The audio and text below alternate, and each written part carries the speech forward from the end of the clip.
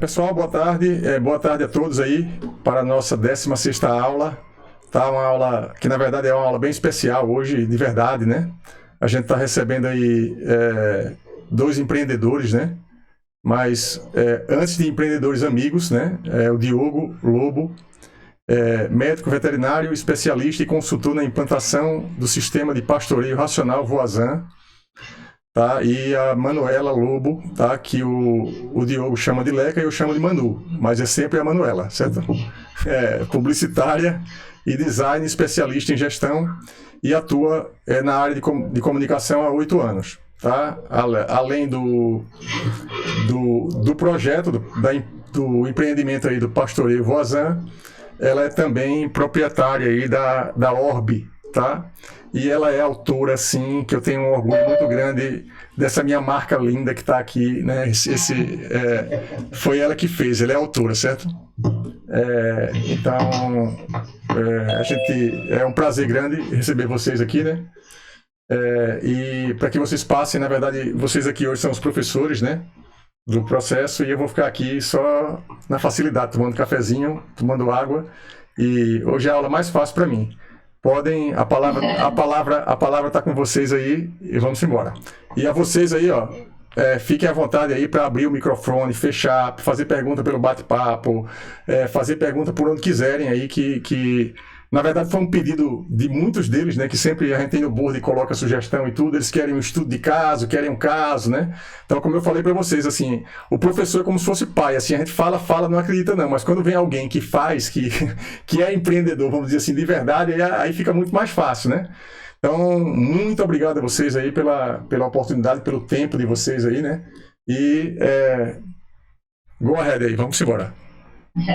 Então, eu sou a Manuela, e o Diogo, na verdade, é meu irmão, e a gente vai contar um pouquinho da história de como é que aconteceu a ideia de realmente montar um projeto e participar de um edital, certo? Para começar, assim, eu queria contar um pouquinho antes. Eu já trabalhei no setor antes, e eu já sabia do conhecimento dele dessa área, e ele, não sei se vocês sabem disso, né? Vocês estão estudando aí com ele, mas ele já orientou muitas empresas e já foi, assim, peça fundamental para que muitas fossem aprovadas no edital. Em vários editais, na verdade. Ele é um especialista, assim, uma pessoa que vocês podem realmente tentar sugar conhecimento dele para essa área. E a gente vai falar um pouquinho de como foi que funcionou para a gente participar do edital e ser aprovado e como é que está acontecendo atualmente, né? E para isso a gente vai precisar falar um pouquinho do nosso projeto também. E aí eu queria que o Diogo começasse contando um pouquinho da história, assim, o que é que ele faz, qual foi a ideia, porque o projeto, na verdade, ele surgiu com uma ideia, e essa ideia é a partir do Diogo. Aí eu queria que ele contasse um pouquinho a história do projeto em si, com que ele trabalha, para vocês entenderem o contexto que a gente está, e depois a gente entra nessa parte, de fato, mais do edital. Aí, Diogo, pode contextualizar aí. Aproveitando a deixa da Leca, não só, né, o Seton foi responsável por várias empresas, como ele nos auxiliou no edital do Centelha, e eu sou muito grato a ele pelo auxílio, que eu sei que contabilizou bastante na nossa aprovação, tá? Então a história, ela começa, na verdade, desde pequeno, né? Quando a gente é pequeno, a gente se identifica com algumas áreas, e a minha foi a veterinária. Então a veterinária é a minha formação. Então, eu quando cresci, né, eu fiz veterinária, cursei, me formei, trabalho atualmente com consultoria na parte de gestão e implantação do sistema de pastoreio racional Voisin, aqui nas propriedades do estado de Alagoas, Amazônia, Paraíba, Sergipe, Pernambuco. Deixa eu interromper um pouquinho, Diogo. Deixa eu mostrar a apresentação, porque aí as pessoas vão assistir. Pronto. Aí você pode ir falando com então, vamos posso compartilhar a tela, certo? Porque aí o pessoal acha que fica mais... Você prefere que eu passe o vídeo? Eu acho que o pitch, ele dá uma noção bacana do que é, né? E a gente pode... eu vou botar aqui. Eu posso botar um pouquinho a conversa. É porque no pitch ele fala do projeto e tudo, mas a gente não fala exatamente de como foi a ideia que surgiu. Olá, meu nome é Diogo Lobo e vim apresentar para vocês o Voisin Online. Para começar, eu queria falar de quando eu era menino. Quando eu era menino, eu escutava que para as pessoas que são do campo conseguirem crescer e ter oportunidade, era necessário elas migrarem para a cidade. Mas hoje eu enxergo diferente. Existe muita oportunidade no campo, mas para isso é preciso conhecimento. Eu amo o campo e faço questão de viver nele, por isso eu estudo para manter o que eu amo. Para permanecer no campo, eu percebi que precisava fazer as fazendas prosperarem. E para isso era preciso implementar a gestão e melhorar o aproveitamento do pasto pelos animais. Por isso hoje eu venho aqui apresentar uma solução para vocês, que é o nosso aplicativo Voazão Online. Esse aplicativo ele permite a implantação e gestão de um método já validado e existente, que é o Sistema de Pastoreio Racional Voazão. Já são 8 anos eu trabalhando com essa metodologia e 63 propriedades já com o sistema implantado. Nosso aplicativo ele permite a coleta e o armazenamento de dados de forma rápida e eficiente, onde o produtor ele consegue acessar esses dados, auxiliando na tomada de decisão. Já temos um protótipo testado e aprovado por 5 fazendas e estamos buscando parceiros que possam ter sistemas, produtos ou serviços que possam ser integrados ao nosso. Também estamos buscando clientes para utilizar o aplicativo de forma freemium, para validar e nos ajudar a melhorar. Algum de vocês tem interesse?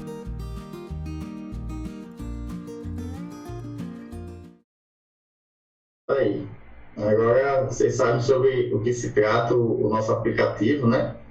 Esse aplicativo ele começou, né, com uma conversa, inclusive lá na fazenda, eu conversando com o Alec um dia de sábado, tomando uma cervejinha e falando das dificuldades sobre a questão da coleta de dados.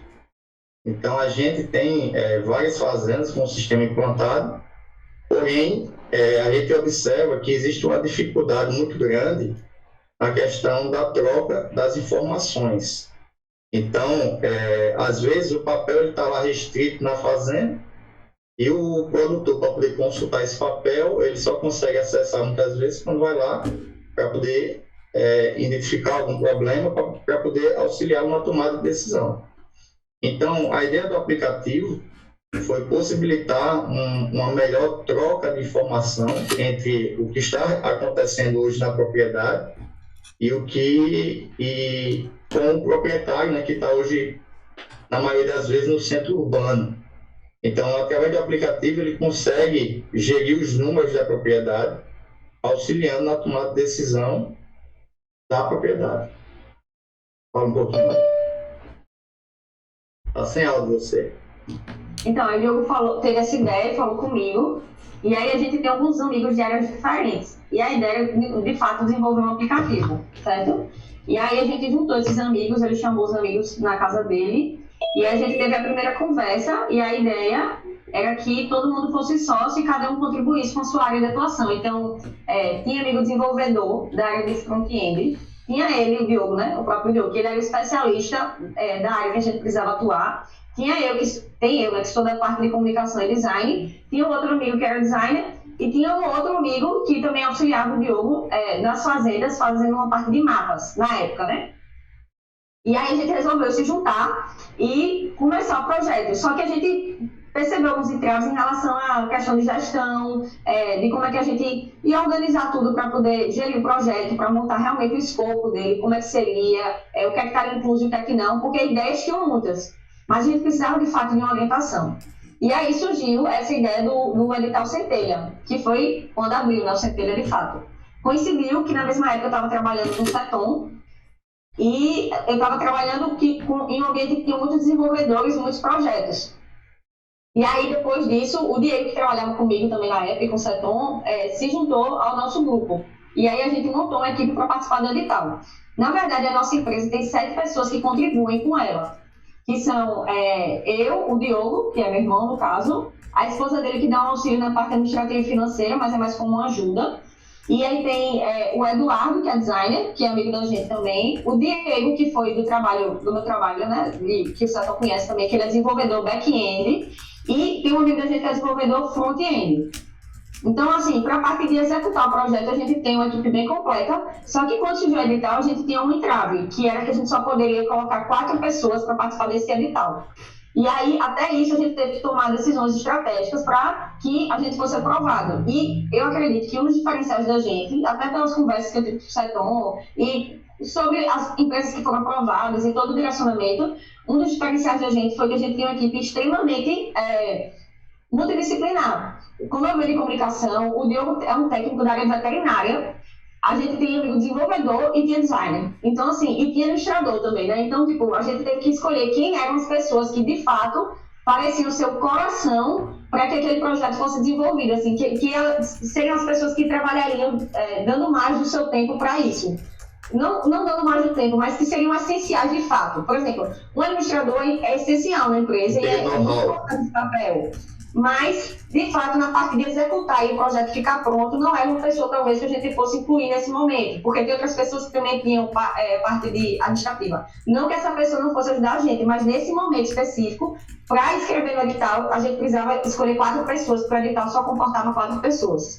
Então, a gente escolheu um back-end, que é o desenvolvedor, um front-end, que é o desenvolvedor, eu, que sou designer, sou da área de comunicação, e o Diogo, que é o técnico.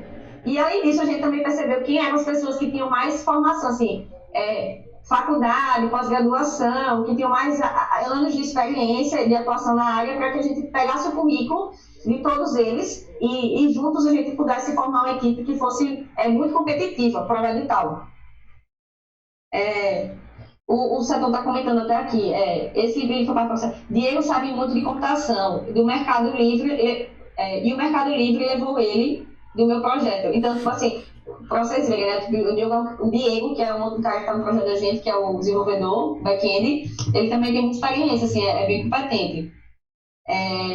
Enfim, aí juntamos todos e fizemos uma equipe e nos inscrevemos no Centelha. E aí, o que a gente quer passar um pouquinho da experiência do Centelha para vocês? Assim, são várias fases, cada fase eles pedem uma coisa específica. Uma coisa não, né?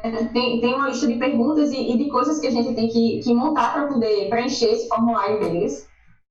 E o que é legal do edital é que o edital, por si só, faz a gente pensar no projeto. Então, aquilo que era uma dificuldade da gente no início, de ter que montar o projeto, saber como é que seria o escopo, durante o edital ele já vale muito a pena, porque ele ajuda a gente a montar esse projeto. Mesmo que a gente não tivesse sido aprovado, a gente terminando o edital, sem ter sido aprovado, a gente já tinha um projeto pré-montado pelo direcionamento que eles davam, entendeu? Então, durante o processo do edital, só de você ter sido inscrito, você recebe videoaulas lhe capacitando para poder montar esse edital, tipo, quais são os tipos de perguntas? Primeiro, eles falam sobre o negócio em si, qual é a ideia. Então, a primeira fase, a gente fala um pouco mais da ideia. Qual é a ideia, em qual parâmetro do edital ela se encaixa, e foi até um assunto interessante, a gente teve que adaptar a nossa ideia um pouquinho para que ela se encaixasse. No edital, nesse específico do Centelha, né, que é o que a gente está abordando aqui, o Seton está dizendo que está no moodboard de vocês o edital, né? Nesse específico, como é que eu digo? O passo a passo do edital, né, Seton? Isso.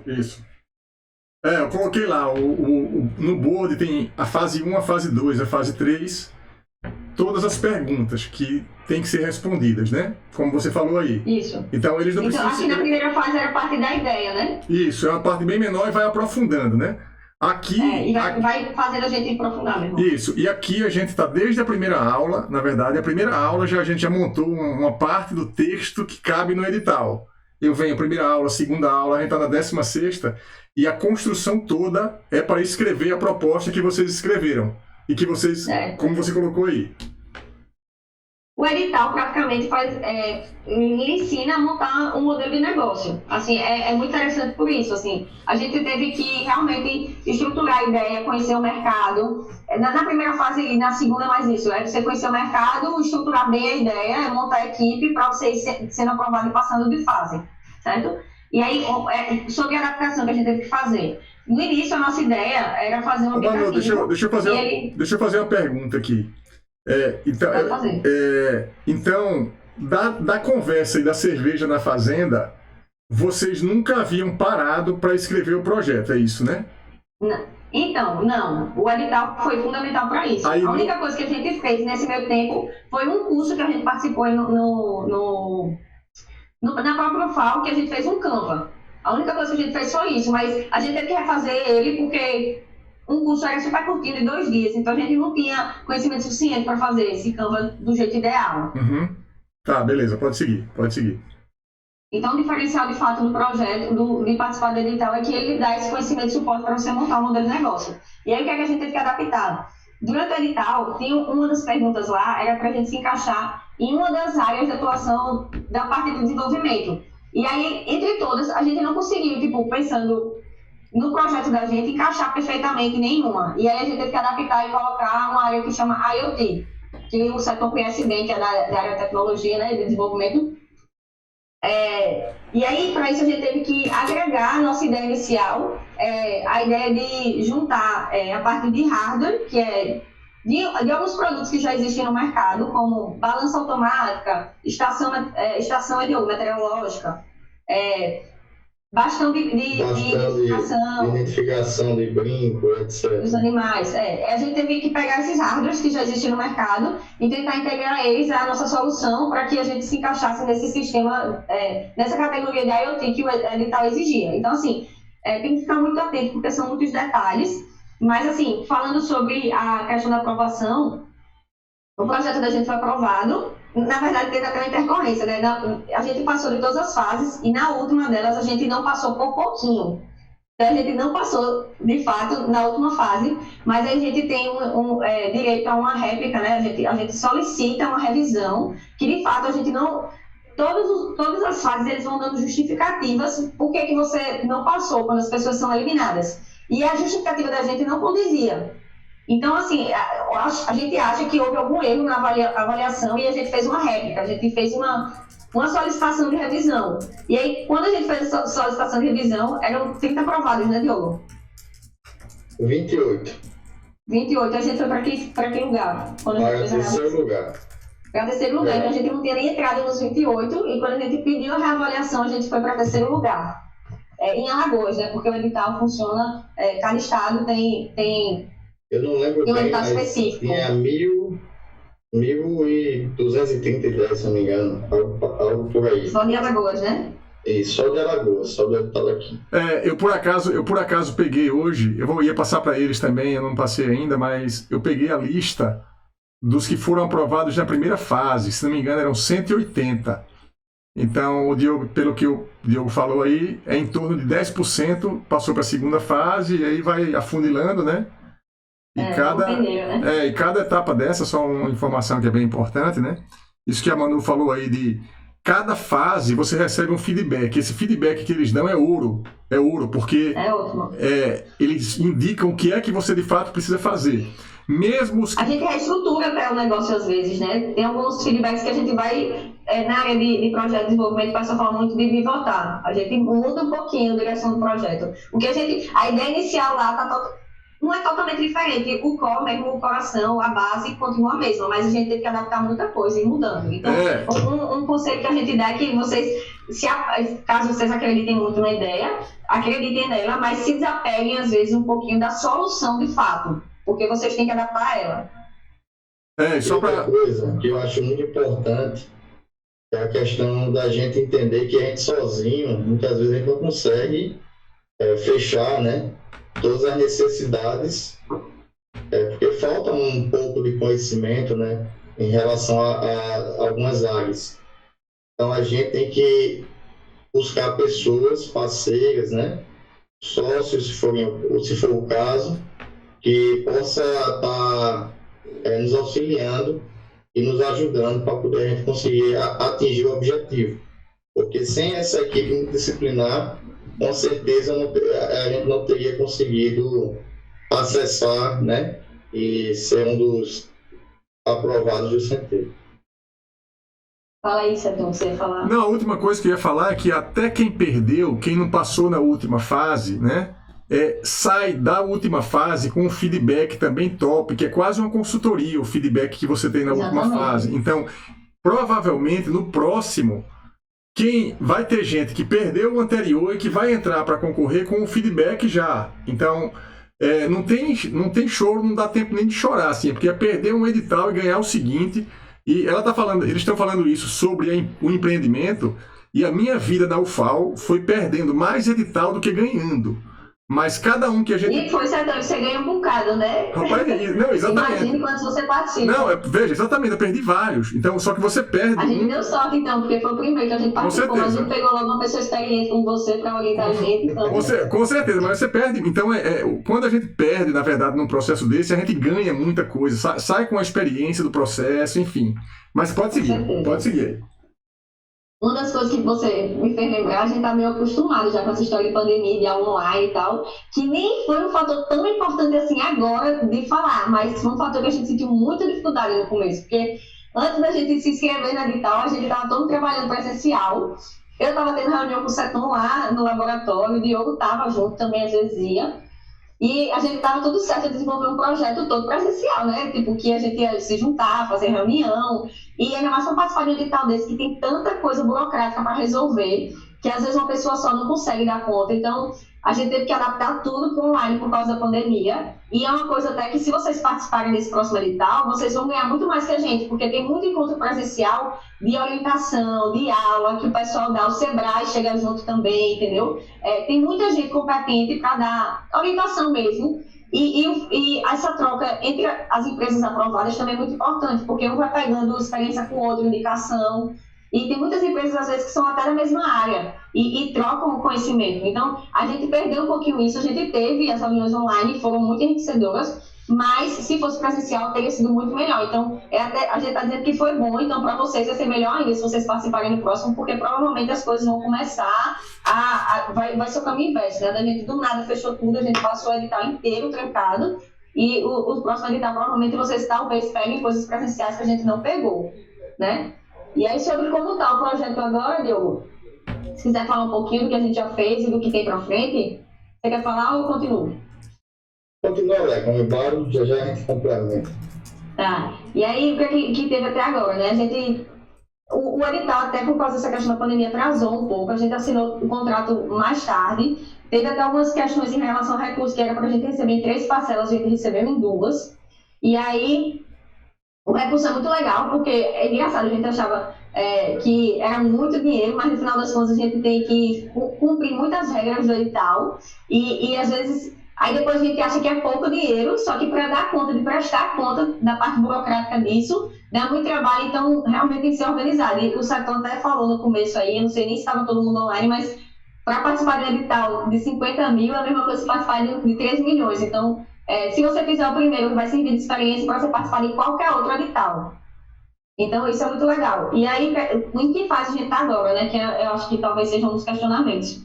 A gente participou de quase 1 ano de edital e a gente teve, durante esse processo de receber a verba, né, para poder investir no projeto, a gente também recebeu orientação, consultoria de todas as áreas que vocês imaginarem, de marketing, de administração, da parte técnica. A gente teve um orientador que deu feedback para a gente em tempo real. A gente teve várias reuniões de prestação de contas no sentido não só financeiro, mas do que estava sendo desenvolvido. A gente teve que mostrar, de fato, que as coisas estavam sendo desenvolvidas, né? No Brasil existe essa burocracia muito grande, mas ao mesmo tempo é legal porque faz de fato as pessoas passarem e perceberem que é um edital sério, que você tem que prestar conta, você não bota o dinheiro no bolso, né? Você tem que de fato fazer o que se propõe a fazer. E aí como é que a gente tá? A gente já desenvolveu o aplicativo quase todo, a gente tá na fase final do projeto, a gente tá para entregar o resultado disso, mas a gente pediu um acréscimo de tempo. Como é que chama, Diogo? Uma prorrogação do prazo. A gente tem um tempo que você pode pedir para a gente terminar de usar a verba e implementar algumas coisas que ficaram faltando no projeto. Então, atualmente a gente tem um aplicativo, uma versão, a primeira de todas, né? Porque eles dão essa orientação também de como fazer pesquisa, de como pegar feedback de usuário. Então, a gente tem uma versão que ela é mais simplificada, que não tem muita coisa, que ela está em uso mais offline só, que já tem todas as chaves envolvidas, front-end e tudo. Mas essa versão, a gente fez o feedback com os usuários, né? E a gente está refazendo a parte do design, que na verdade a parte do design terminou, a gente está redesenvolvendo a parte de front-end e back-end para colocar online e já colocar para uso. Então, assim, a gente já passou por todo o processo de validação realmente do uso, que uma das dificuldades grandes que a gente achava que ia ter, e de fato era, a gente identificou isso lá no começo, e de fato foi. é a resistência dos usuários mais velhos, que são muitos fazendeiros, né, Diogo? Porque o Diogo é consultor nessa área, ele pode falar um pouquinho melhor, mas o pessoal tem resistência à tecnologia, tem dificuldade de utilizar aplicativo, então a gente precisava fazer um UI e UX, né, que é a interface para o usuário, a experiência do usuário ser muito fluida e muito como é que eu vou dizer, muito fácil, intuitiva, para que todos os usuários, até os mais velhos, conseguissem usar com facilidade. Então, esse foi um dos feedbacks que a gente teve durante o desenvolvimento e por isso até que a gente está refazendo, a gente refez as telas, né, está refazendo algumas coisas.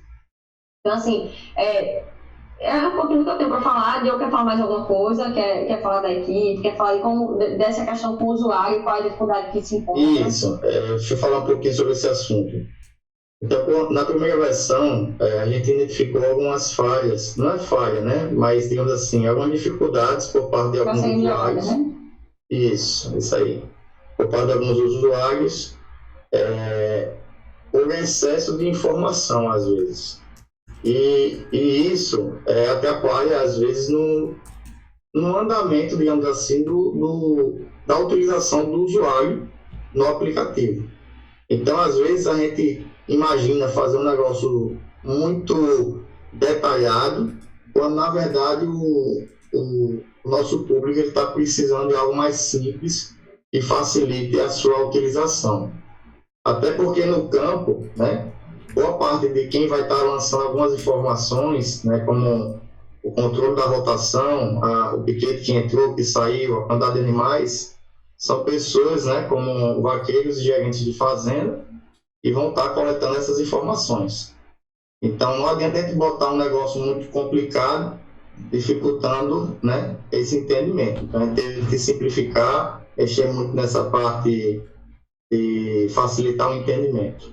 Mas é isso. Uma coisa muito importante, porque a gente fica, às vezes, por isso que eu disse no começo, que tenham consciência que a ideia de vocês vai precisar ser adaptada. Porque às vezes a gente se apega tanto à solução, porque é uma ideia que a gente teve, a gente quer desenvolver daquele jeito que a gente planejou, mas quando, na verdade, às vezes o que o usuário precisa não é aquilo que a gente planejou, exatamente, né? Às vezes ele precisa de um negócio muito mais simples para primeiro se adaptar, começar a usar, e depois a gente integrando outras soluções. Eu vou passar aqui algumas mais... Ou será que a tela está compartilhada? Eu não sei. Pode compartilhar aí, pode compartilhar. Eu botei para compartilhar, está aparecendo para vocês? Não. Deixa eu botar de novo.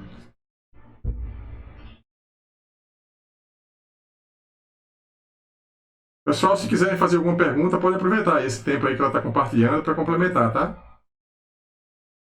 Dá para ver, não? Sim, agora sim. Pronto.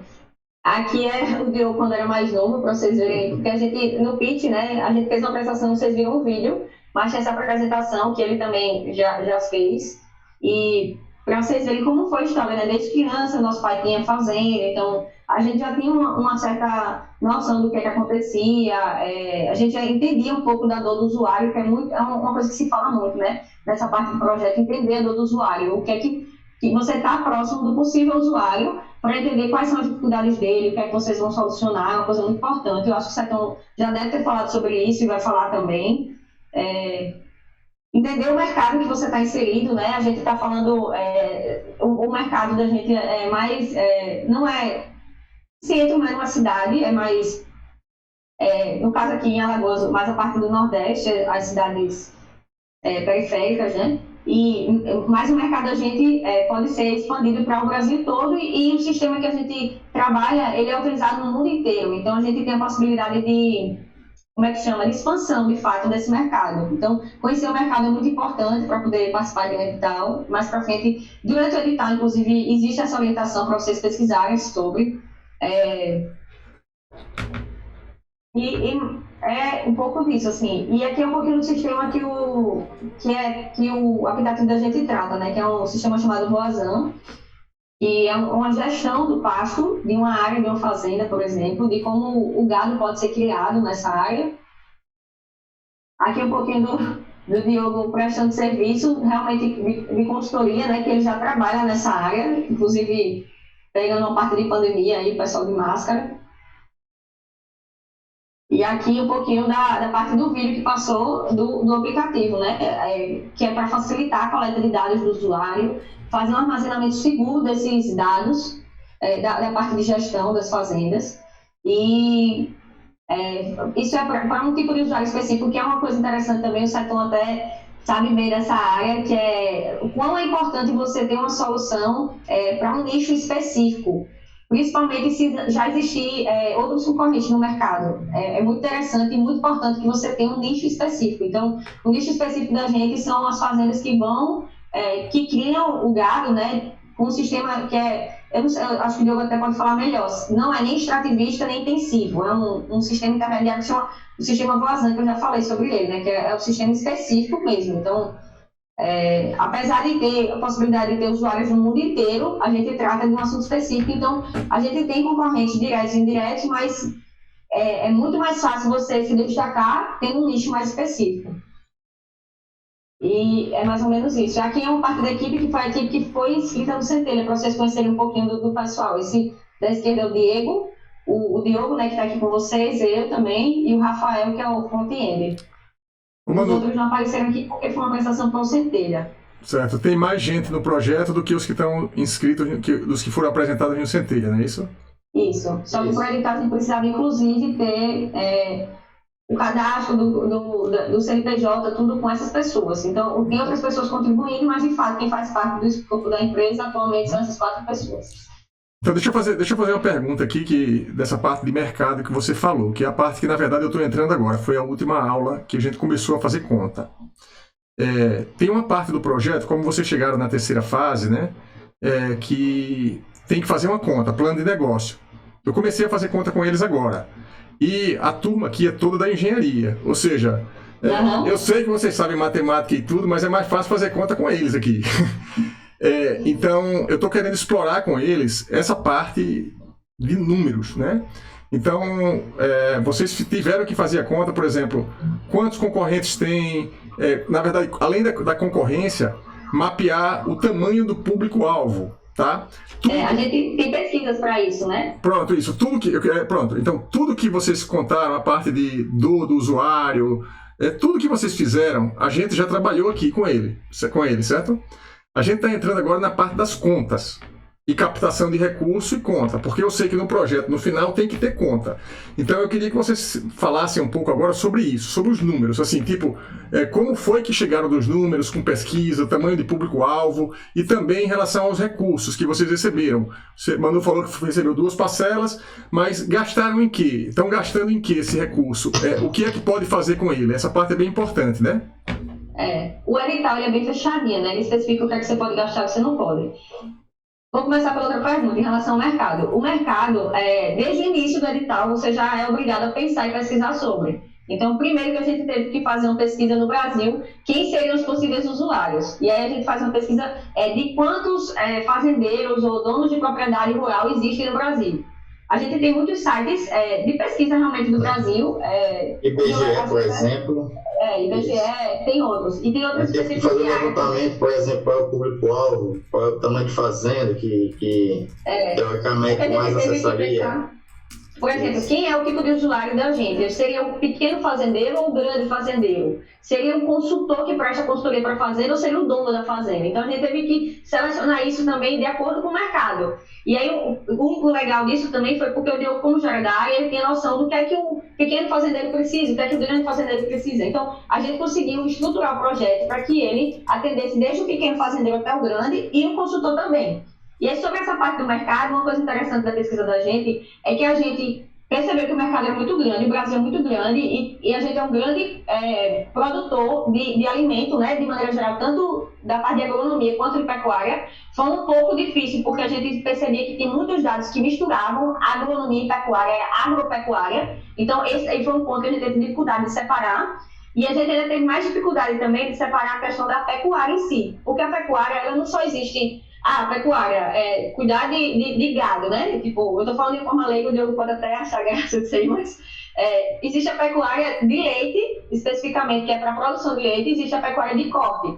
Então, quando a gente fez o aplicativo, a gente teve que pensar nisso, se a gente atinge os dois nichos de mercado, o de leite e o de corte, ou se a gente ia no início ou depois, começar com um e depois migrar para o outro, inserindo, né, também. Então, a gente, pesquisando essa questão do tamanho do mercado para saber se era viável, a gente percebeu que seria mais interessante para a gente começar com um tipo de pecuária específico e depois adicionar outro, que seria a de corte, porque a gestão ela é mais simples. A de leite, ela precisa de gestão de outras coisas que a gente, nesse início do aplicativo, não teria. Então, a gente tem interesse depois de expandir para a de leite, a gente tem essa possibilidade, mas a gente começou com a parte mais de pecuária de corte, mas optando por atender um nicho relativamente grande de usuários, né? Do pequeno fazendeiro ao grande fazendeiro. Então, esses números vocês podem encontrar, como eu disse, no IBGE. O Google é um salvador, a gente nem sabe que existem sites específicos para pesquisar determinados dados, mas tem que ir à luta mesmo para pesquisar. Em relação aos concorrentes, como o Diogo era da área, ele já conhecia vários aplicativos, mas aplicativos que faziam uma gestão genérica, não específica do sistema que a gente ia trabalhar. Então, assim, nunca digam que vocês não têm concorrente. Vocês têm concorrente, sim, nem que seja um consultor. Você pode não ter um aplicativo concorrente, mas a gente tem concorrente, que é consultor, o Senac, que é uma instituição, é uma parte do Sebrae, né, que cuida dessa parte de agropecuária. Então, eles são, de certa forma, concorrentes da gente, mas eles podem ser usuários também. Então, realmente tem que pesquisar. Passarem a utilizar a ferramenta.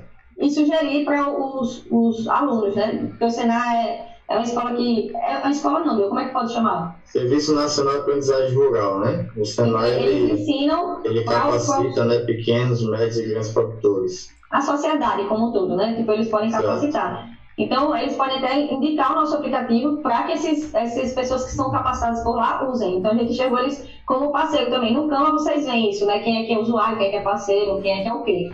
Mas, e pesquisando, a gente descobriu alguns outros aplicativos que a gente poderia enxergar como concorrente indireto, mas que a gente poderia também integrar na nossa solução através do IoT, né? Colocando a nossa solução para trabalhar integrada com outras, como existe, por exemplo, o Google. O Google é uma empresa que tem vários serviços dentro e eles podem ser integrados com outros. Tipo, o Trello, não sei se vocês conhecem, é uma ferramenta que pode ser integrada com outras. O Facebook é dono de várias outras empresas e elas podem trabalhar integradas, as redes sociais, né? Então, pesquisar bem o mercado é importante por isso. Em relação aos números que o Setão perguntou, da parte mais financeira mesmo, o edital ele disponibiliza, acho que é 57 mil alguma coisa, e aí eles determinam, tipo, 20% tem que ser bem de capital, se eu não me engano. Bem de capital é material físico, né? E tem algumas restrições como você não pode comprar nos bens de capital, sei lá, computador, máquina fotográfica. Então, tem muitas restrições que a gente acha, 57 mil, preciso e uso fácil para a minha empresa, né? Computador é uma coisa que, na verdade, todo mundo hoje em dia precisa para trabalhar. Mas a gente não poderia comprar computador, a não ser que fosse um objeto de estudo da gente abrir de fato e estudar. Então, a gente pegou esse bem de capital e colocou mais nesses possíveis parceiros, que são esses sistemas de identificação meteorológica, né? Como é que está o tempo, e para pegar essas informações desse parceiro e colocar no nosso aplicativo. Então, a gente precisava comprar o hardware, que é o objeto físico, né? O sistema, para a gente estudar e poder integrar com o aplicativo da gente. Então, a gente podia usar, acho que 20% com esse tipo bem capital, né? Não só produto, né, Léo, como também serviço. A gente pode também utilizar esse capital, né? Aí não está dentro desses 20%, é outra parte. Eles subdividem em bens capitais e bens de custeio, acho. E aí, além disso, também tem uma coisa que eu não sei se todo mundo sabe, mas é preciso eu acho que é com o intuito de mostrar o comprometimento da empresa, que não é só interesse em pegar o dinheiro. A gente tem também que fazer um aporte de uma contrapartida. Eles determinam o valor, tantos por cento tem que ser aportado de contrapartida. Então, a empresa tem que disponibilizar, acho que a gente disponibilizou, acho que foi 7 mil reais. Então, a gente dividiu entre os usuários, os donos da empresa, né? E cada um teve que aportar uma parte, colocar lá no banco e usar esse dinheiro também de subvenção para o nosso projeto.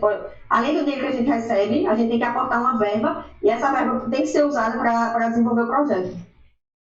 A único ponto problemático que eu achei em relação ao edital, que é a questão, às vezes, que eles exigem a questão da exclusividade, né?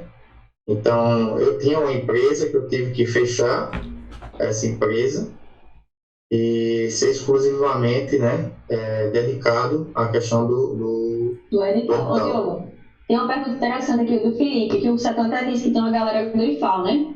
Da parte de agropecuária. Professor, achei muito interessante o aplicativo. Tenho formação em técnico agropecuária pelo IFAL e conheço bem o sistema de manejo. Queria saber se o aplicativo mapeia o terreno. Peraí, que está subindo. Cadê? Mapeia o terreno e se mapear, quantos hectares ele consegue mapear. O aplicativo tem limitação de área, sei que tem nada a ver com empreendedorismo, mas fiquei curioso, desculpa, pergunta tudo. Pode perguntar o que quiser, de verdade. A ideia é essa, tá? Só que é o seguinte, para inicialmente, a gente tem que fazer uma coisa chamada MVP, que é o mínimo produto viável, né? Então, a questão do mapeamento da área, ela ficou para a fase 2. Que é justamente a questão do levantamento topográfico, né? A questão de pivotar, a importação de dados relacionados ao Google Earth e por aí vai. Existem alguns aplicativos que nos auxiliam, né, nesse mapeamento, mas nessa primeira versão ele não vai ser focada nisso, vai ser mais focado na parte de gerenciamento da pastagem. Isso. No início, logo quando surgiu a ideia, o que a gente pensou? Um mapinha lá, como o Diogo faz geralmente nas consultorias, ele monta um mapa da fazenda e ele divide as áreas bem visual, assim. E no início a gente achou que o nosso aplicativo ia ser assim, um mapa com as áreas todas divididas. E aí, com as entrevistas que a gente fez com os possíveis usuários, a gente percebeu que eles tinham muito mais a necessidade de simplesmente ter o dado anotado, registrado e salvo. Então, a gente, ao invés de começar com um mapa visual, a gente começou como se fosse um preenchimento de dados e, a partir desses dados, a gente juntando eles, a gente gerava feedback do fazendeiro, indicadores. Então, a gente não ficou tão visual como esse mapeamento que você falou, mas a gente tem armazenamento de todos os dados. Por exemplo, você coloca a área da sua fazenda e aí ou você pode contratar uma consultoria ou você pode seguir o passo a passo do aplicativo que ele vai indicar como fazer. E aí você pode dividir a sua propriedade em setores e piquetes. E aí isso tudo fica registrado no aplicativo. Qual é o tamanho de cada piquete, o que é que tem dentro do piquete, se tem, quanto de capim tem, que tipo de capim entendeu? Então a gente faz um mapeamento, mas não é visual. De certa forma, o mapeamento existe ali, mas em dados, em números. Só para ficar. E em relação ao modelo de negócio, nessa parte financeira, de como a gente vai cobrar isso do usuário, uma das coisas que a gente pensou foi, que foi até uma dúvida na época, a gente vai cobrar pelo tamanho da fazenda ou pela quantidade de animais. E aí, a gente... Né, Diogo? Isso, uma grande limitação que a gente observou foi na pecuária de leite. Porque, assim, a pecuária de leite é um sistema altamente intensivo.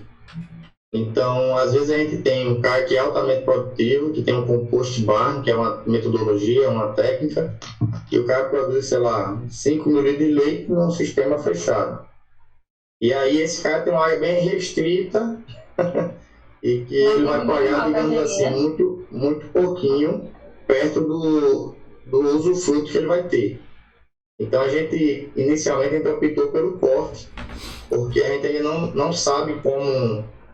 Assim, não é que a gente não saiba. Né?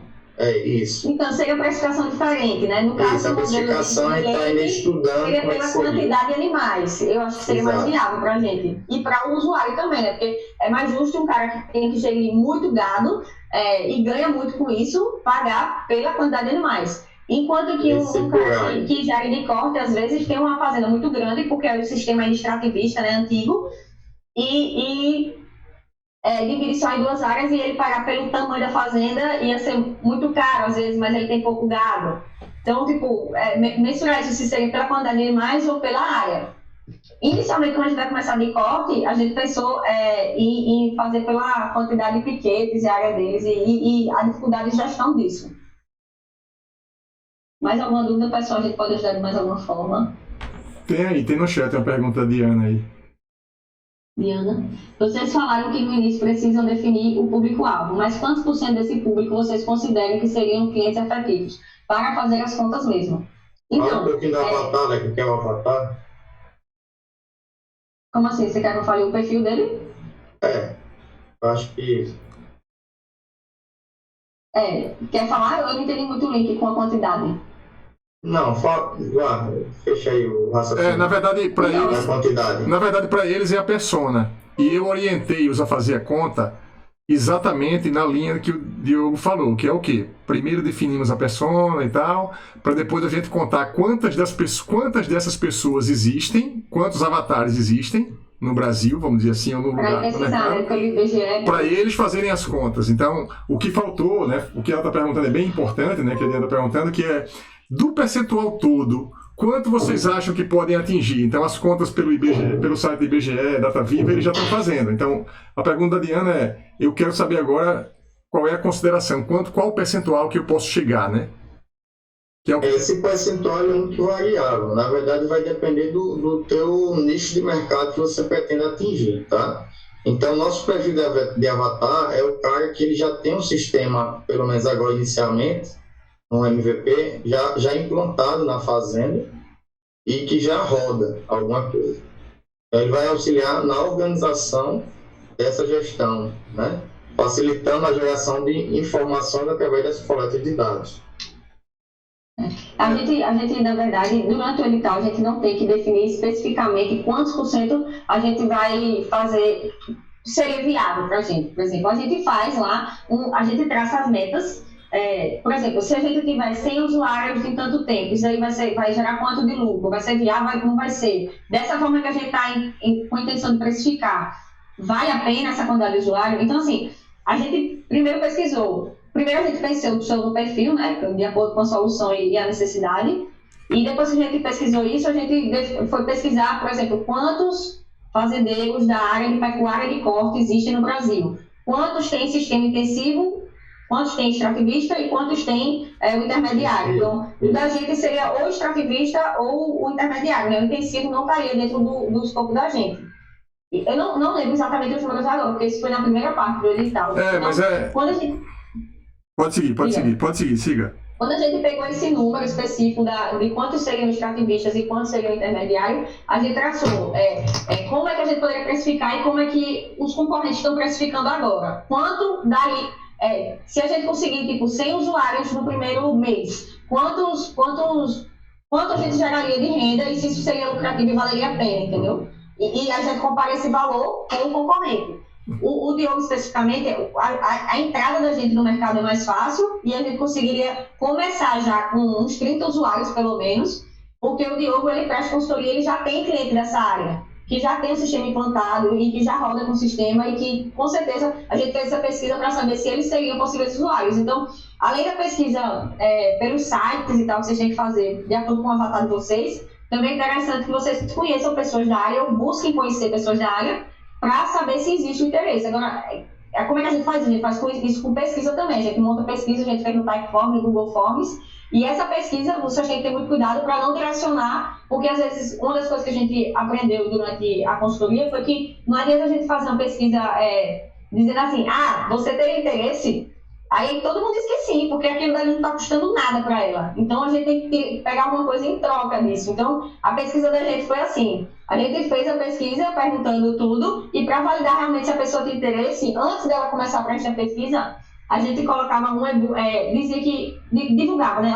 Se você responder pesquisa e se você tiver interesse de fato, a gente pode colocar o usuário para fazer teste e você pode ser um usuário de teste e a gente vai disponibilizar um e-book. Então a pessoa, para poder validar que ela realmente tem interesse, ela tinha que ler o e-book depois que baixou e querer fazer o teste com a gente. Então, a gente meio que validava as pessoas que poderiam começar, de fato, querendo ser nossos clientes. Então, é interessante vocês fazerem, além da pesquisa dos sites e tal, fazer essa pesquisa de teste, de fazer uma pesquisa mesmo no Google Forms e pedir alguma coisa em troca daquelas pessoas. Tem gente que pedia dinheiro, tipo, compra o nosso teste baratinho, para saber se existia um interesse de verdade. No caso, a gente tem que pedir para a pessoa ler o e-book e participar com a gente da avaliação. Foi excelente a pergunta, excelente essa colocação de vocês aí. Eu queria só complementar, né, a pergunta da Diana, o seguinte, na aula passada, né, eu disse, olha, vamos fazer pesquisa aqui no Data Viva, foi isso que a gente ia começar. Mas lembra que na aula passada eu falei assim, ó, se não estiver encontrando, chuta, estima. Porque, na verdade, inclusive a pesquisa... Quantas pessoas tem no Brasil, né? Quantas são mulheres, quantas são homens, qual a idade? Exato. Então, essa pesquisa a pessoa acha. Exato. Essa pesquisa grosseira que eu pedi para vocês começarem a fazer é um começo do processo que não vai parar nunca. Então, o depoimento da Manu aí, mostram isso, porque, veja, a questão do... Eles estão contando muita coisa agora que eu não tinha informação quando fui ajudar eles no projeto. Ou seja, eles já estão muito mais adiante, né? Porque a gente não está conversando agora no desenvolvimento do projeto, né? Essas coisas. Então, tem muitas coisas específicas que eles hoje já têm condição de chegar num número até mais preciso, tá? Sim. E essa parte que a Manu tá colocando agora de você... No começo é mais grosseira mesmo a pesquisa, durante o edital, quando a gente vai preencher. A pesquisa é essa, bota no Google, vê quantos usuários existem no Brasil, possíveis usuários. Sei lá, seu produto é um perfume para bebê. Estou inventando aqui. Então, você vai pesquisar quantos bebês nascem por ano, quantas mulheres estão grávidas, tipo, coisas mais abrangentes, né? Não que aquela mulher goste daquele tipo de perfume, mas você vai pesquisar realmente com o que você tem. E você vai tentar estimar com o que você tem. Não tem um número muito preciso, não tem como. Inclusive, foi o que eu disse no começo, né? Uma das dificuldades da gente foi que a gente encontrava dados sobre quantos fazendeiros que trabalhavam com agropecuária existiam. Só que a gente precisava só do de pecuária, não de agropecuária. Agropecuária inclui os agrônomos, né? A galera que trabalha com agronomia. Isso dava pra gente um número muito maior, então a gente teve que estimar e ir pesquisando. Isso, e um outro ponto... E pesquisas atualizadas também, às vezes, né? Entendeu? O que acontece da nossa parte, né, da engenharia, é que a gente fica querendo logo transformar a coisa numa coisa muito exata, porque a gente trabalha com tudo, né? Exata, prova de física, matemática, química, então a gente... E no mundo dos negócios, na administração, né, a coisa não é assim. Então a gente tem que partir... Imagine que existem variáveis e tudo muda. Exatamente. E a gente precisa se acostumar com esse processo menos exato do empreendedorismo, né? E uma outra coisa que você colocou muito bem aí, Manu, assim, inclusive assim, só para complementar, né? A Manu sempre me manda vídeos e coisas para provocar, assim, né? Ela me mandou um tempo atrás, bastante tempo, né? Uma coisa que foi muito inspiradora para mim, o vídeo do professor de inglês chamado Mário Vergara, né? Então, uma palestrazinha... O Diogo gosta também. Uma palestra dele, né? Uma palestra dele que eu assisti, já indiquei até pro Gabriel que está aqui, que já assistiu, né? E de lá para cá, da indicação que ela me fez, eu virei fã, na verdade, do Mário Vergara. Eu comprei o curso. Eu comprei o curso. Cara, eu comprei o curso dele, eu tô fazendo, mas mais do que isso, eu descobri, mano, que ele é um grande executivo. Com certeza. Veja, ele é um grande... Aquela roupa dele me engana, mas... O Érico Rocha diz o seguinte, que ele é um grande executivo disfarçado de professor de inglês. E dele, né, foi dele também que o Jab lá, o que eu quero indicar pro pessoal, que eu já indiquei aqui pro Gabriel também, que já comprou o livro, é o livro Gratidão, do Gary Vee, certo? Que é o quê? Por que eu estou trazendo esse contexto? Porque a Manu colocou aí, ó, você precisa dar alguma coisa para as pessoas responderem a pesquisa. Vocês precisam, de repente, né, você tem que fornecer algo para as pessoas darem a você em troca. Então, o que é que ocorre sempre? Eu já coloquei para vocês cadastrarem, vocês já se cadastrarem em 3 ou 4 sites, que a partir daí vocês começam a receber e-mail dos caras, e vão receber e-mail de pesquisa, vai responder alguns, outros não.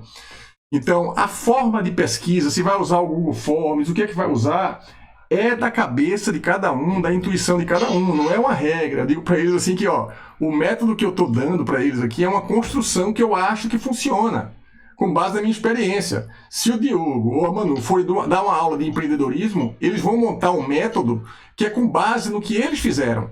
Então, o método, na verdade, é o de cada um. O que é necessário é fazer acontecer, como eles fizeram. Então, eu queria deixar esse gancho aqui, porque o próximo módulo, depois de captação de recursos, é marketing digital. Aí eu vou falar mais do Mário Vergara, do Pedro Sobral e das outras coisas que eu tô... Pronto, esse livro aí. Esse aí já é outro, né? Esse já é outro do Gary Vee. Mas enfim, podem seguir aí. Eu vou... pessoal, mais alguma pergunta? Cadê essa pergunta? Mais algumas perguntas. Eu tenho uma pergunta assim, que tem a ver com o edital, certo? Porque quando eu estava separando para eles... Ó, estão aqui, tem uma pergunta aqui do Gabriel. Mais uma. Respondendo, Gabriel. Respondendo, Gabriel, que a minha fica pro final.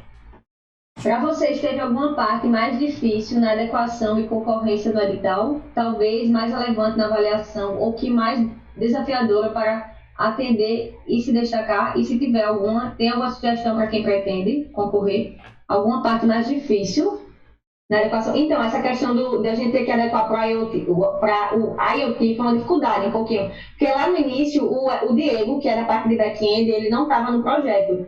E eu, no comecinho mesmo assim, eu não tinha muito contato com o CEPOM ainda e a gente não sabia direito nem o que era IoT, então, e nem quais eram as outras categorias. Então, a gente teve que estudar um pouquinho para poder adaptar o projeto para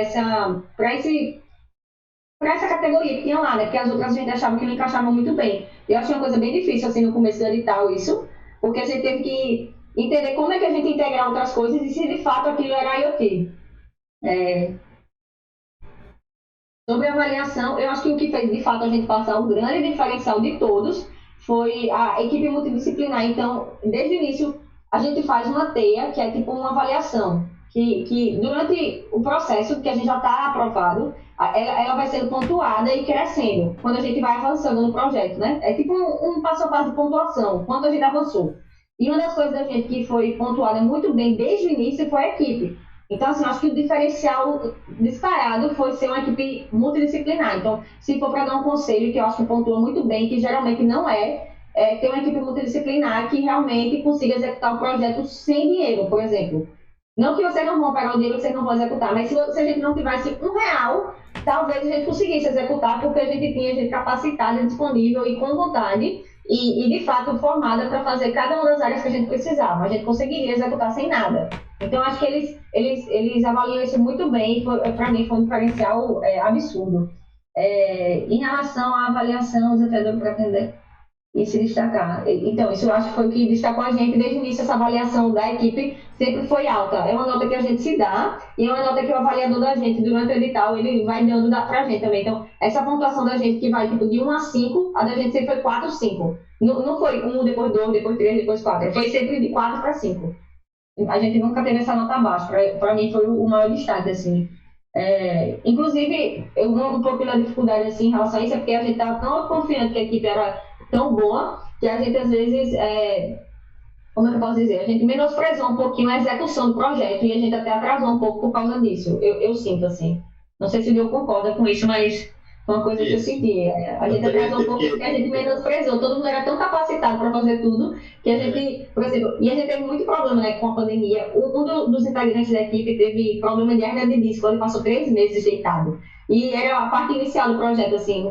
Eu ia fazer o design com outro menino, que ele, no caso, não estava especificamente no Centelha, mas ele está assumindo a gente no projeto. E ele teve um problema de hernia de disco que durou 3 meses. Então, atrasou o front-end, atrasou o back-end, porque, enfim, a gente até teve que pivotar uma parte da verba. A gente pode pedir ajuste orçamentário. A gente pegou uma parte da verba e botou também nessa parte de design para ajudar a gente a desenvolver. Quer falar uma coisa, Luiz? Se tiver alguma sugestão para quem pretende concorrer. Cola no CEPOM. É verdade.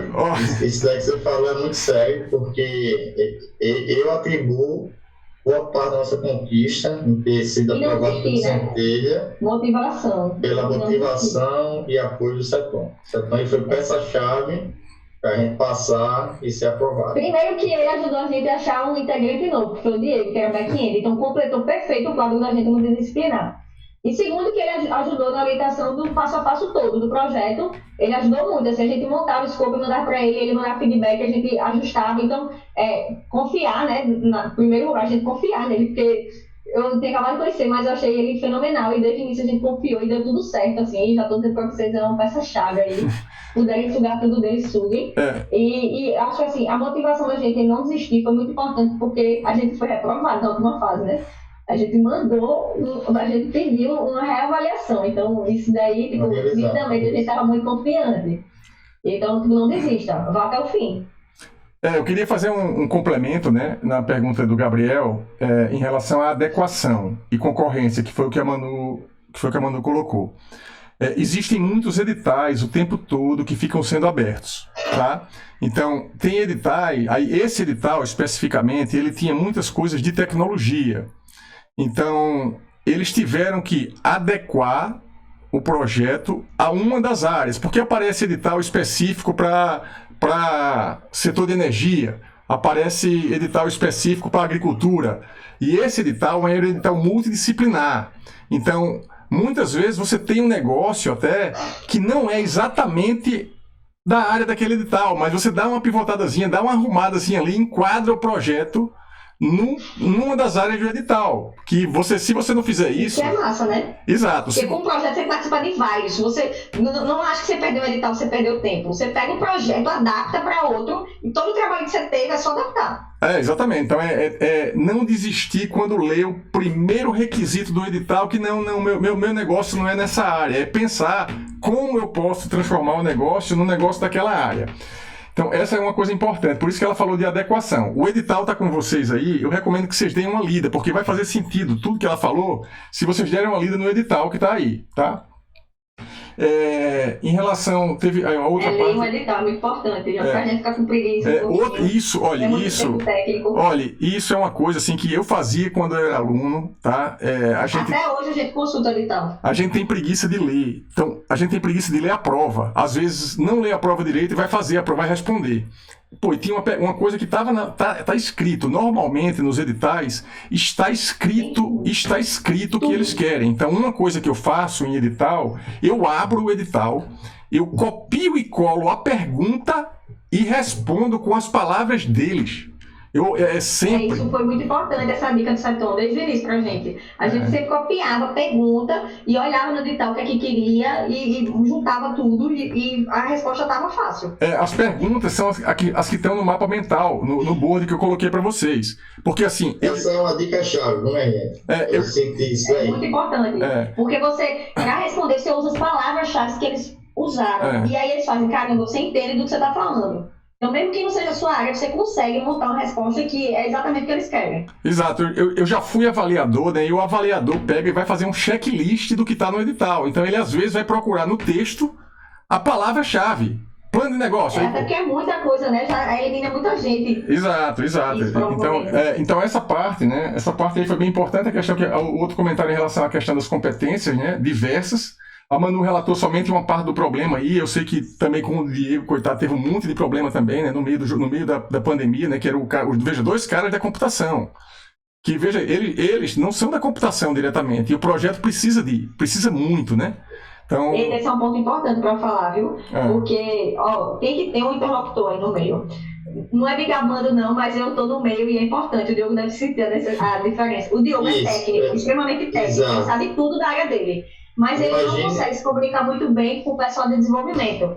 E eu sou comunicóloga, né? Só que eu sou irmã do Diogo. Então eu entendo muita coisa de fazenda já, porque eu escuto desde que eu nasci. Essa transferência de informação sem a Manuela, eu acho que é quase impossível. Porque é sério. O menino falava, o Diogo achava que era grego. O Diogo falava, o menino achava que era grego. Isso. Tem que ter a pessoa que faz esse meio campo aí para poder... Então, isso só, desculpa eu ter interrompido, mas assim, a Manu trabalha comigo no LCCV e ela percebeu que quem faz a interlocução entre a Petrobras e o laboratório sou eu.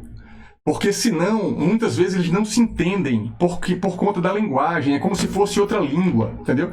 Se você colocar, por exemplo, o Diogo para falar com o Diego, né? Tecnologia... Não vai rolar. Então, como a Manu trabalha com tecnologia também, porque é design, então ela nesse meio ela faz isso, né? E a outra coisa que é muito importante é a comunicação mesmo, a comunicação. Saber falar, saber se expressar, né? Fazer as perguntas, então gravar o pitch, né? Então, o que o Diogo fez na questão da gravação do pitch... Diogo, a dificuldade, faz a dificuldade.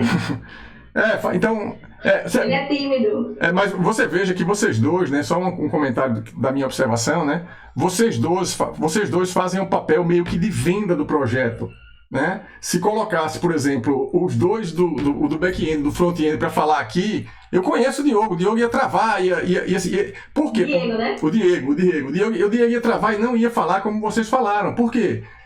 a expertise de cada um, né? O talento de cada um, né? E isso é muito importante. E uma coisa que pesou, eu tenho certeza, assim, como avaliador, né, que eu já fui dessas coisas, é a questão, por exemplo, da experiência do Diogo.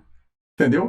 Esse projeto não seria aprovado, por exemplo, com a Manu, com o Diego. Que é contraditório, né? Porque eles querem umas pessoas com muita experiência, assim, não que todo mundo pode participar, né, gente? Não se como é que chama? Não acha que não pode. Tem muito projeto aprovado com gente que nem trabalha muito tempo na área. O setor está falando mais que é um diferencial da gente, que a gente foi aprovado por esse diferencial. Mas existem outros.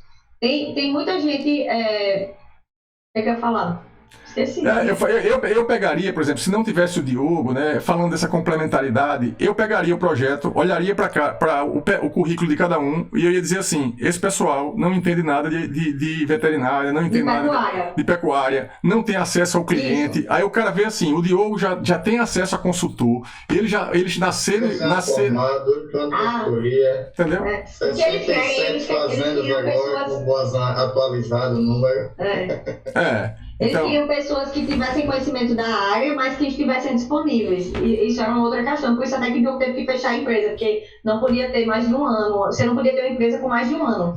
Eu também tive que fechar o CNPJ da minha, para poder participar do edital. Então, assim, mesmo que você veja um entrave que você acha que não dá para se adaptar, pense numa solução. Que foi o que a gente fez. Mas uma empresa com cinco colaboradores que eu tenho, fora eu. E tem uma coisa. Tem uma coisa que na orientação dos grupos, né? Eu acho que eu estava com 5, 6 empresas que eu estava fazendo essa mentoria, né? E alguns não passaram, enfim. Mas uma das coisas que eu colocava, e às vezes eles ficavam um pouco chateados, que é o seguinte: eu dizia, ó, tem 6 pessoas, tem 7 pessoas, vai ter que tirar alguém do projeto, porque não pode entrar todo mundo. Tá? Então, às vezes tem uma limitação no tamanho da equipe. Então, a Manu até colocou isso para mim um pouco em off antes, né? Na questão de sociedade mesmo, da dificuldade que é. E muitas vezes você tem que cortar do projeto em função das características do edital. Por exemplo, se eles tivessem 6, 7 pessoas fazendo e trabalhando no projeto, colocar 6, 7 pessoas num edital pequeno como esse é um gargalo. Pode piorar. 4 foi ousado, inclusive. O máximo é 4, mas ele dizem que 4 é muito ousado. A gente teve a sorte, foi porque todo mundo era diferente, eles acharam bom. E às vezes, por exemplo, tem 2, 3 pessoas que estão na equipe, mas que tem o mesmo perfil. O que é que tem que combinar e achar? E quem ficar cortado tem que achar bom. Vai entrar somente o nome do fulano de tal, os outros 2 não vão entrar com o nome no projeto, mas vão trabalhar junto depois que for aprovado. Porque é assim para ganhar o edital. Então, o que a gente faz quando a gente vai trabalhar para ganhar um edital? A gente segue a regra do jogo. Cada edital é uma regra, cada concurso público que forem fazer é uma regra, ou seja, ler o edital e fazer exatamente o que estão pedindo. Né? Porque quando você faz isso, você fica com a possibilidade que eles ficaram da certeza de ter feito a coisa certa e entrar com recurso se alguém não aprovar, que foi o que a Manu falou aí, né? Eu vou fazer, pessoal, vocês têm mais alguma pergunta? Eu tenho mais uma pergunta aqui, tá? Que tem a ver com os próximos passos, certo? Tem uma parte lá do edital que ele pergunta assim: o plano de expansão. Qual é o plano de expansão? Tá? Então, fazer que nem o Pink e o Cérebro. Veja, o plano de expansão tem que ter, mais dinheiro, tem que ter captação de recurso, outros editores. Assim, o que é que vocês estão pensando para essa expansão? Então, justamente, né? É uma das coisas que, inclusive, a gente foi cobrado das últimas reuniões, esse plano de expansão em relação a quais editais a gente está de olho, quais a gente vai participar. Então, agora a gente está nessa fase até porque a gente pediu prorrogação do prazo de centelha, já era para a gente ter começado isso antes, de analisar outros editais para participar também e captar mais recursos e investidores também, né? Então, o Diogo já conhece muita gente da área, inclusive, como ele também já prestou, não sei se está prestando serviço para o Senar, ele conhece muita gente que é muito influente nessa área. Uhum. E durante o centelha, inclusive, a gente tem uma reunião que eles marcam mais para o final do projeto, que é com possíveis investidores. Pessoas que a gente enxerga que podem ser possíveis investidores ou parceiros, que é até a reunião que a gente tem que apresentar o pitch também. E aí o Diogo, como já conhecia gente da área e sabia quem eram os cabeças, pessoas que poderiam se interessar na solução da gente, convidou até algumas pessoas. Eles pedem os contatos ou os nomes das pessoas e o próprio Centelha, a Fundeps, enfim, vai atrás dessas pessoas e convida eles para participarem desse evento, que eu acho que no próximo ano talvez seja presencial, e da gente foi online. E aí convidaram, como era o nome do rapaz mesmo, Diogo? Doutor Fernando Dorian, que é um Que é o quê? cliente, inclusive. Atualmente ele é o vice-presidente lá do Senar, né? Isso, aí a gente pode dar nomes para eles convidarem. Aí a gente dá nome, então, além de captar mais recursos através de outros editais, até dentro do próprio Centelha eles dão essa possibilidade da gente captar investidores. Então eles fazem o treinamento da gente para a gente fazer os pitches para apresentar o projeto, e na apresentação da gente o Dr. Dória, que é essa pessoa que o Diogo tem conhecimento, que foi um dos que participou assistindo, entrou em contato com ele já querendo participar e ser investidor do projeto. Então, é muito importante seguir esse passo a passo, porque tudo é na hora certinha, e fazer esse pitch, essa apresentação para captar investidor também é muito importante, e eles orientam isso, a gente faz isso durante o projeto. Então, os próximos passos são esses, né? Tipo, finalizar o projeto, captar recursos com investidores, que a gente já tem conhecimento, e participar de outros editais. Então, eu vou dar uma sugestão para vocês aqui, e vou colocar um link aí no grupo, né, aqui, ó. Podem baixar esse livro. Eita, acho que foi só para a Diana aqui, porque ela mandou uma mensagem. Espera aí, só um segundo aqui, todos. Ó, o link. Vocês podem baixar esse livro, tá? Que esse livro aqui, ele eu acabei de falar aqui, ó. Deixa eu colocar aqui na tela, tá? Deixa eu ver aqui. Eu acabei de falar com o Kepler, com o João Kepler, que ele trabalha ele é investidor. Ele investiu em algumas empresas aqui em Alagoas, startups, na época o Handtalk, o Tractor, né?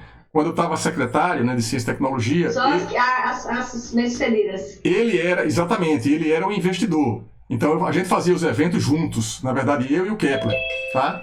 E aí, o Kepler hoje, ele está em São Paulo e ele trabalha, né, na Bossa, né, buscando investimentos, enfim. Ele participou do Shark Tank, enfim, ele é o pai do Davi Braga também, que tem um monte de coisa aí na internet, também no Instagram, né, não sei se vocês conhecem ele. Mas o Kepler, eu disse a ele, aí o Kepler vai vir, ele ficou aqui, eu falei com ele agora há pouco, ele disse assim, ó, pode dizer o dia que eu vou também falar para o pessoal, tá? Então a gente vai marcar um dia daqui até o final do curso para ele vir falar. E qual é? Pronto, pode, tranquilo. Aí esse livro é o Smart Money, tá?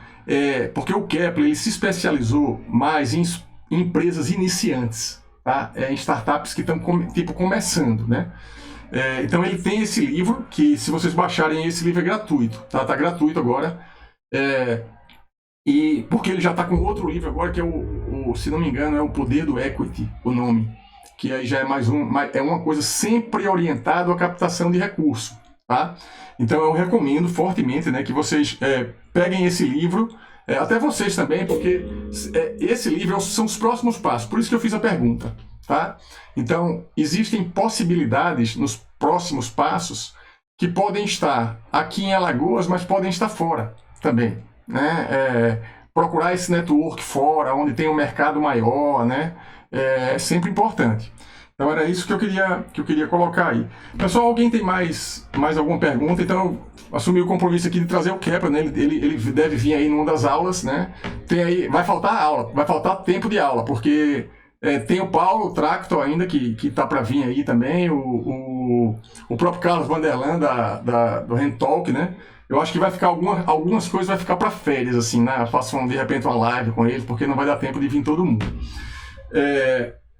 Então, pessoal, vocês têm mais alguma pergunta a fazer aí para Manu e pro Diogo? Eu só ia perguntar sobre... Eles comentaram que eles chegaram a mudar alguma coisa durante as etapas do edital e tudo mais. Eu queria saber se foi tranquilo, se foi só mudança de metodologia, ou foi algo no resultado final. Mudou mesmo o resultado. Inclusive, antes da ideia desse projeto, eu e o Diogo, a gente já estava desenvolvendo um outro projeto para ele ser uma autoridade no ramo de implantação do sistema Voazan, já que ele presta consultoria. E uma das ideias da gente era fazer um curso dele, ensinando isso, para ele poder fazer isso online, para captar alguns clientes que às vezes não conseguem contratar ele, até por questão financeira, não conseguem contratar o consultor Diogo. Então, as pessoas poderiam contratar o curso do professor Diogo. Então, a gente já tinha esse projeto e era uma das coisas que a gente inseriu no aplicativo na primeira versão e a gente não vai inserir nessa primeira versão, foi uma das coisas que a gente mudou. E a outra coisa foi aquilo que eu tinha falado. Antes, a ideia do aplicativo da gente era realmente montar o mapa da fazenda, que fosse visual e que a pessoa pudesse usar realmente mexendo no mapa. E aí a gente notou pelas pesquisas com os usuários que, na verdade, eles estavam muito mais interessados de fato, na parte de preenchimento de dados e de ter esses dados salvos, e na análise que eles podiam fazer com esses dados, que na verdade eles não precisariam, nesse início, ver de forma visual. Isso daí seria um diferencial mais para frente, entendeu? Que já supriria a necessidade e resolveria a dor dele ter os dados salvos, armazenados e com sugestões de melhoria. Então, foram essas duas mudanças maiores assim, que eu senti. E essa questão da integração do IoT, que foi logo no início, né? Da ideia inicial. Tem mais alguma coisa, Diogo, de mudança que você lembra? Que lembro, não. Basicamente foi isso aí que você falou. Não teve outra coisa além, não. Vocês querem, assim, eu coloquei aqui, né, o link para o Instagram da Orb Brasil, que eu vou comentar daqui a pouco. Volta do Voazan, que a gente já tem Instagram do Voazan. Pronto, pode. Eu vou procurar aqui e colocar. Não, mas era isso que eu ia sugerir, que se vocês tiverem aqui, canal no YouTube, site, coloca aí pro pessoal, porque se eles se interessarem, né? Pronto, a Manu colocou aí Voazan Online. O site. Coloca aí, porque vocês vão... No site, na verdade, tem tudo. Tem o YouTube, tem o link do Instagram, tem até o link do WhatsApp. Uhum. Se vocês tiverem qualquer dúvida, a gente está disponível para esclarecer qualquer coisa, até ajudar também, né? Quando o setor estiver muito ocupado, aí vocês recorrem a gente. Deve ter muito trabalho para aumentar muita gente. Eles são mais ocupados do que eu. A Manu é mais ocupada do que eu. Mais alguma pergunta, pessoal, aí? Aproveitar aí o tempo que falta. Se vocês não tiverem, eu vou falar aqui um bocado ainda, viu? Acabou não. Mais alguma pergunta de vocês aí? Então, se quiserem, lembra lá do nosso board, né? O board, se quiserem anotar algumas coisas para a próxima aula, porque não vai dar tempo de responder hoje, né? A próxima aula, assim, não faltem, porque eu vou explorar tudo o que foi comentado aqui hoje, tá certo? Detalhes, então anotem perguntas que queiram me fazer depois em relação a edital, porque a ideia, basicamente, com vocês, né? É que o projeto final de curso de vocês seja pelo menos uma parte importante do projeto que vocês podem submeter para o edital, certo? Então, a ideia aqui é essa, né? Eu percebia o valor do processo em si, sempre quando tem um edital, a minha sala na UFAL fica cheia de pessoas que eu acabo ajudando, né? E aí eu resolvi abrir um pouco mais o processo para minha turma de empreendedorismo e inovação mesmo, porque aí a coisa você já sai com quase tudo encaminhado, né? Aumentei a escala, assim, da colaboração agora, né? Aproveitando o curso em si. Felipe está querendo falar, não estou conseguindo falar no áudio. Deve ser algum problema aí seu, entrou e saiu. Ele entrou e saiu porque ele quer falar. Beleza, alguém quiser falar aí, o momento é agora, tá? Vou abrir aqui a minha câmera agora no finalzinho aqui pra gente encerrar, né? Deixa eu ver aqui. Então, pronto. E aí, Felipe? Pessoal, pronto, Felipe, abra aí que agora eu acho que vai todo mundo falar. Eu tô querendo que todo mundo fale. Então se organize aí pra gente tirar pelo menos uma foto. Vocês vão abrir a câmera, vocês nunca abriram a câmera comigo aqui.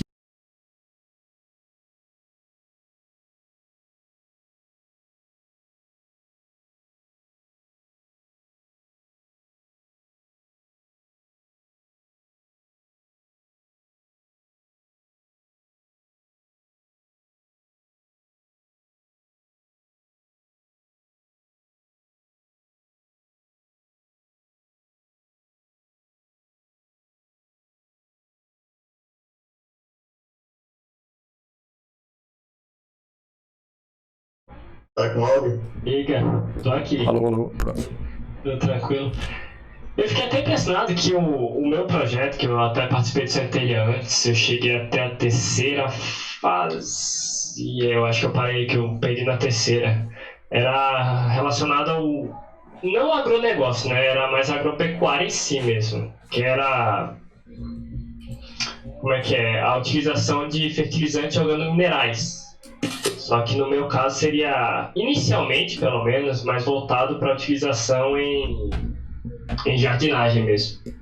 Seria um negócio mais como se fosse um fertilizante gourmet, por assim dizer. Que a gente estava fazendo estudos no laboratório e viu que pode levar a ter resultado. Eu acho interessante que, de certa forma, conecta aí. Eu não sei como é que seria o caso, como é que eu poderia aplicar se fosse para fazer mesmo para o povo da pecuária, né? Que é um rumo mais conservador, ou agricultura, que é um rumo mais conservador mesmo, né? O povo lá não tá muito aceitando mudanças. Então, acho que é meio que uma dificuldade que o Diogo teve, né? Você vai pegar a galera que está passando de pai para filho, né? A administração. Isso. Hoje tem um sistema implantado de alta carga. E a gente hoje roda 12 vacas em 1 hectare de terra, utilizando irrigação no capim-mombaça, onde a gente faz a parte de adubação, né? Com NPK e micro, constantemente, digamos assim. É algo que eu tenho interesse. Então, mas ele falou mais para agronomia, né? Pelo que eu entendi. O Diogo, no caso, está dando uma possibilidade de mercado para pecuária. Pelo sistema Cosan, né? Que é o sistema que precisa, de fato, gerenciar o pasto. Então, a galera trabalha com adubo também. Mas, em relação a essa questão do mercado, né, do público-alvo, eu acredito que é um problema que quase todo mundo que trabalha com inovação passa, para poder entrar no mercado e, de fato, propor uma solução, né? O humano é preguiçoso para a mudança, naturalmente. Então, essa questão da mudança realmente a gente está alcançado. Isso. Essa tua solução, o custo dela de utilização é mais alto do que os adubos convencionais? Então, no caso do gourmet, acho que sim, né? Em tese ele mas em compensação o objetivo dele era que você, como é que é? Você tem menos perda por lixiviação, então você teria que, tipo, aplicar ele com menos frequência. Então, assim, eu não sei dizer... Ele rende mais, né? Tipo, ele é mais caro, mas você tem que ver se o custo-benefício dele compensa. Eu não sei dizer, pelos testes iniciais que a gente fez, se o custo-benefício seria superior. Isso. Mas a teoria era essa. Fazer esse teste aí.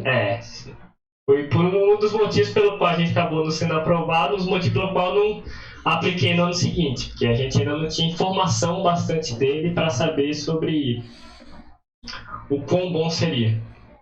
Tem que aplicar e ver qual é a periodicidade, como é que fala? Periodicidade de aplicação e comparar com o outro, né? O convencional. A primeira coisa, velho, para poder tu ter uma UD, né? Tu tem que ter uma unidade demonstrativa e tem que ter número para poder justificar o que tu tá oferecendo. Porque se for um produto que ele, assim... É bom, mas é mais caro. É bom, mas... O preço... Vai ter um que, digamos assim, faz o que ele faz, só que pela metade do preço. É um nicho que você às vezes não consegue justificar, entendeu? Sim, então. Esse mercado. Mas é uma ideia, cara, isso aí. Agora dela, cara, é onde tá a sacada, né? Às vezes a gente tá imaginando uma coisa e a partir dela surge outra. Por exemplo, para utilização em grama, será se ele é viável? Não sei. E para utilização para fazer pasto? Nosso objetivo também era fazer do pasto? Em pellets, então seria mais só para agricultura mesmo, não com o objetivo inicial em pecuária. Como é que funciona? É que a gente fazia o pellet mesmo, que ele é feito com carvão ativado. E daí, em tese, utilizando isso e a torta, a gente tinha o NPK por mais tempo nele. Então as perdas por lixiviação, chuva, barará, todas eram menores. Mas daí eu acho que para pasto, justamente por esse um pelletzinho, às vezes talvez o passo pisando por cima dele, ou o pecuária pisando por cima dele, o gado, você acaba tendo ele danificado ali, por causa disso ele perde esse retenção melhor. Então... E o índice de lixeiros são menor, como você falou. Aí tu tem que definir teu avatar. Então é isso aí que o Diogo falou, João. Você já tinha conversado comigo na aula passada, no comecinho, né, antes de começar, assim, naquele momento que a gente fica batendo papo, sobre que você já tinha submetido, ou seja, tudo que a gente está vendo aqui no curso, você está vendo que é a construção de uma proposta. Aquela última, a aula que eu dei, que foi assíncrona, que está gravada, tem um Canvas que vocês têm que fazer aquele Canvas. O Canvas de modelo de negócio. Porque o pessoal do edital, até ele cobra o Canvas, só que ele muitas vezes não cobra o Canvas lá com a tela e post-it. Na imagem. Na imagem, mas o Canvas é tudo. Então, até isso que você colocou aí, por exemplo, eu já vejo, como eu já estudo o Canvas há muito tempo, quando eu entro numa empresa, ou eu entro no site de uma empresa, eu já vejo os post-it colados. Por quê? Eu incorporei o Canvas de modelo de negócio. Então, quando o Diogo fica falando de parceiros, não sei o quê, você pensa logo naquela última caixinha de parceiros. Esse daqui que ele tá falando vem pra cá. Exatamente, porque quando você começa, eu faço muito isso, e eu já sei, muitas vezes eu entro no site, né? Eu entro no site de uma empresa e fico pensando ali, como é que, essa parte, quais são os produtos, serviços, o que é a proposta de valor. Então, tudo faz sentido. Então, o que eu quero passar para vocês, né, aqui nessa aula, é que a gente não está brincando de empreendedorismo, nem não é post-it coladinho para porra nenhuma, não. É para fazer uma empresa. É para fazer, porque o caminho que vocês estão construindo aqui, assim, não é para nota, gente. Não é para nota, não é para passar. Assim, não faz sentido fazer uma matéria de inovação e empreendedorismo para passar. Para ter os créditos. É o quê? É para construir alguma coisa de verdade. Que, assim, submeter uma proposta e ganhar ou perder. Entendeu? Então, o caso do João, especificamente, ele vai entrar na próxima com... Lembra que eu falo sempre, né? Em 9... Já ganhou na primeira, né? Mesmo no tempo passado. Exatamente. Em 9, a partir do que você tem. Né? E vá para o próximo nível. Pegar o que tem. Não adianta ficar chorando. Não, porque o Diogo tinha fazenda, porque já... Não, cara, o Diogo é o Diogo, o Manu é o Manu, o Seton é o Seton, o João é o João. As dificuldades que você está falando, o Diogo teve. É porque agora a gente chega aqui e conta... Depois que já passou tudo, né?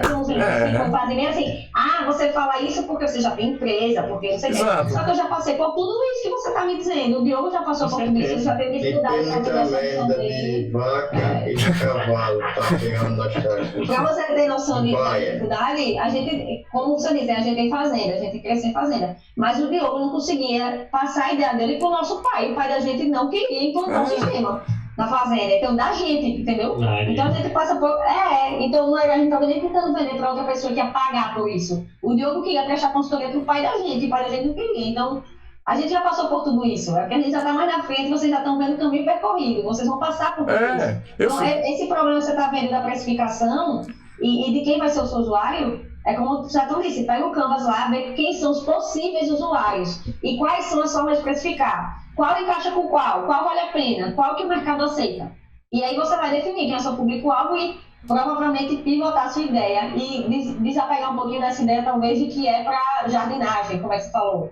Tu não pode fechar teu avatar agora, velho. Tu não pode fechar ele agora. Nem o produto. Tem que fazer nem o produto, tem que pesquisar. Fazer todas as pesquisas. Vai pegar a ideia e vai tentar, checar o seu resolve. Se a gente aplicar no pasto, ele dobra a produção do pasto comparado com um adubo convencional, e o preço dele for 1/3 a mais, eu compro o teu produto.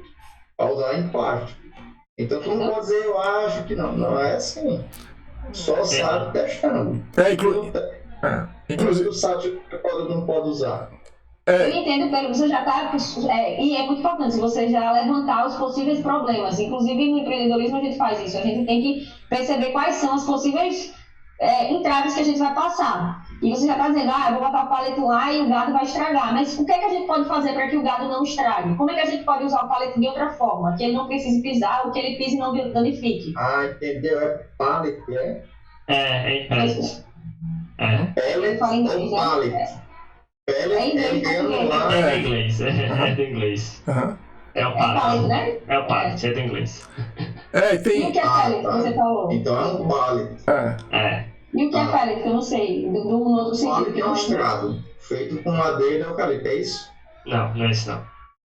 É o pellet que é a partilha. Pelletizado. É a partilha. Então quem não tem Como se entendido fosse um era esse. granulado, só que maior. Você pode. Aí por que o gado vai estragar quando pisar? Hã? Ele vai quebrar, vai deixar de função? Ele vai quebrar o pellet. Porque ele tem resistência Porque ele conserva, né? mecânica. O pellet ele conserva os minerais. Eles fazem a parte Mas, Aí mas se a gente quebrar, pode dá utilizar numa capineira, por exemplo, que o gado não entra. O que é uma capineira? Corta e bota. Poderia? aí eu não cheguei a pensar na possibilidade, mas provavelmente poderia. O que é uma capineira, Dilma? Capineira é um banco de reserva de volumoso que a gente corta e fornece para o gado in natura ou faz silagem. Ah, Então, sim, uma alternativa. quando não come na terra direto, né? Você vai produzir e dá comida. O gado Ele vai comer direto na obrigatoriamente ir terra. lá comer, né? Isso. Entendi. É uma possibilidade, ó. Então, pessoal, a conversa tá bem boa aqui, né? Mas vamos deixar pro. Assim, a gente pode continuar a conversa depois aí, por conta do Fala com tempo. o Diogo aí, eu não sei nem o contato Qualquer da uma ideia, gente. cara. Qualquer coisa me fala aqui no zap. A gente vai conversando Isso. e ver o que é que eu posso fazer para te ajudar, beleza? O Felipe falou, ele O Felipe quer falar. Felipe, tá liberado aí, viu, Felipe? Você já entrou, já saiu, tem que falar você aí. Fala aí, abre o microfone. Ele botou bem assim no chat, o João, o índice de lixiviação. O índice de lixiviação era menor. Cadê a turma das agrárias? Foi justamente por causa disso. Não sei quem é do SECA que tá aqui, mas você tá vendo que a pergunta, as coisas eu disse pra vocês que ia virar técnico, né? O evento. Quem é do SECA mais aqui que trabalha que tá na parte de agrária? Tem Já mais conversasse com o Felipe sobre ele? Sobre o teu produto, João? Não tive oportunidade não. Até porque o negócio tá muito em fase de testes ainda, assim, sabe? Mas eu não tenho noção de quão efetivo ele seria ainda. Tipo, os testes iniciais já mostraram. Você descobre conversando com outras pessoas às vezes. Aí veja, é bom dar aula assim, né? Porque a teoria vem toda na mesa, né? Na prática. Então, que é isso. Exatamente. Aí o que acontece? O MVP, né? Que o Diogo já falou, eu acho que em toda aula eu acabo falando para vocês do MVP. Então, essa ideia do mínimo produto viável é uma sacada, bicho, master top. Por quê? Ninguém começa pronto, todo mundo começa com uma merda, praticamente. Começa com qualquer coisa, com o que tem, começa com o que tem. E você acha que a sua ideia é genial, né? Aí vai colocar em prática, aí não funciona, não dá nada certo. Aí você diz, não deu certo por quê? Não deu certo porque isso está errado, isso está errado, isso está errado. Aí faz de novo, gente. Empreendedorismo. E não para nunca. Olha, eu vou ser bem sincero com vocês, assim, eu não tô com compromisso para ser tipo da aula de empreendedorismo de palco, certo? Empreendedorismo não é vai que dá, não, bora que dá. Olha, motivação, ela termina no segundo dia de cansaço. Ou seja, não tem. Cara, não dá. Assim, o que é? Não é vai que dá. É ralação muita. É pegar, fazer o que tem que ser feito para ver se vai dar certo. E insistir muito. Na verdade, no caso deles, certo? Para vocês, eles estão no final. Para mim, eles estão no começo. Por isso que eu fiz a pergunta. Vocês entenderam que eu já briguei com o Diogo?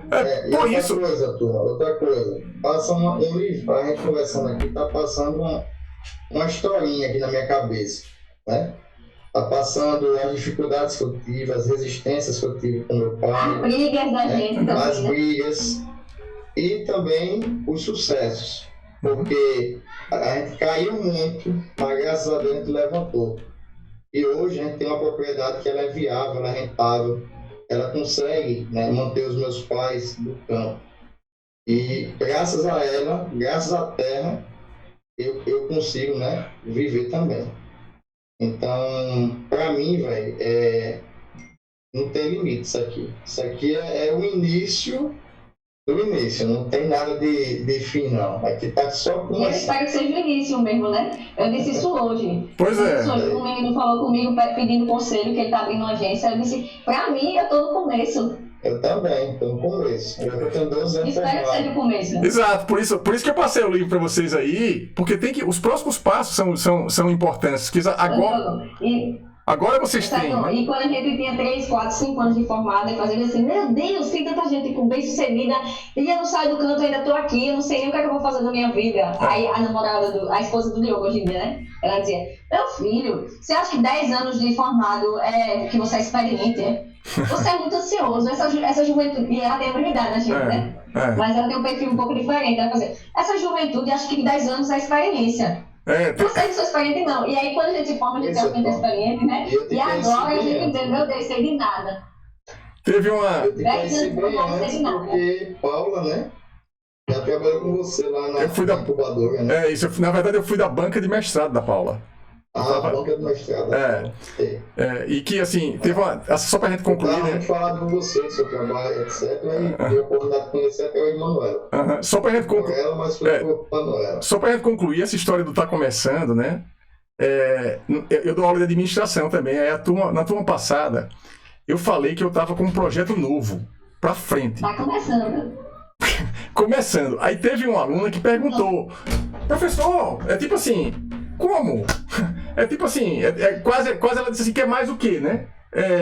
E na verdade, a gente precisa disso o tempo todo. É com 50 anos, com 50, é com 60, até enquanto estiver dando, a gente tá começando, gente. Então tem começar todo dia, cara. É isso aí. É pegar o que eu falo sempre, pega tudo que tem e vamos pro próximo nível, que é o caminho.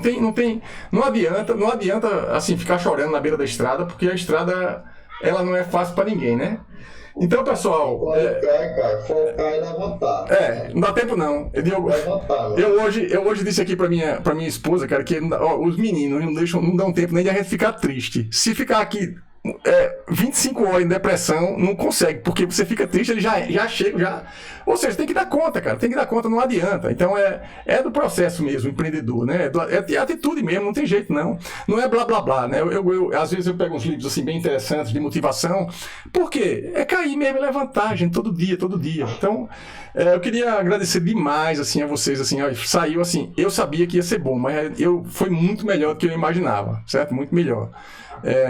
Muito, muito bom mesmo, fico muito feliz aí com o resultado, né, do trabalho de vocês, né? E eu tenho certeza que está começando, né? Se precisar da minha ajuda aí em qualquer coisa, pode contar, viu? Porque aqui pode contar. Então, valeu, pessoal, valeu, muito obrigado. Eu quero só abrir para vocês aí, para vocês se despedirem aí. Você fala, Diogo, aí a gente deixa a mulher falar por último para a gente encerrar, né? A Manu encerra aqui o evento aí para a turma. Fala aí, Diogo. Pessoal, foi um prazer muito grande. Embora eu só vi a cara, acho, do João Vitor e do Sertão, mas eu tenho a esperança que a gente vai abrir agora as câmeras. Abrir as câmeras, o povo já foi embora, uma parte já saiu. Cadê as câmeras aí para entrar a foto? Valeu, Diogo, que eu tinha esquecido. É muito incrível esse povo, viu? Espero que vocês tenham gostado e saibam que aqui é só o começo. Muito obrigada, foi ótimo e eu conto com a esperança aí de ver a cara de vocês também. Foi muito bom, Sertão, obrigada pelo convite e obrigada aí. Só agradecer. Menos um, viu? No final, você vai abrir a câmera. Não, eu vou fazer um aqui que a aula só começa quando ele tá abrindo a câmera, beleza? Valeu, pessoal, valeu, pessoal. Tchau, valeu.